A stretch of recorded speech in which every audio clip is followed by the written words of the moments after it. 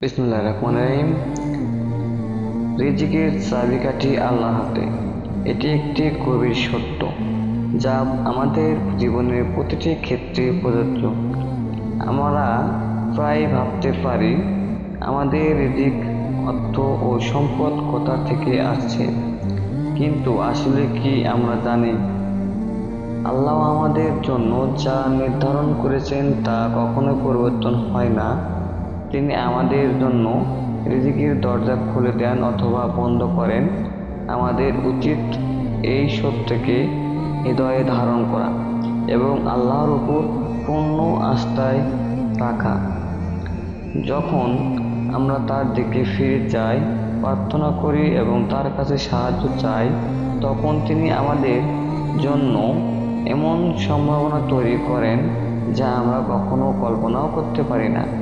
আমাদের পরিশ্রম এবং চেষ্টা অবশ্যই প্রয়োজন, কিন্তু সেগুলো সব কিছু নয়। রিজিকের চাবিকাঠি বিশ্বাসে। আল্লাহ আমাদের বিশ্বাসের পরীক্ষা নেন।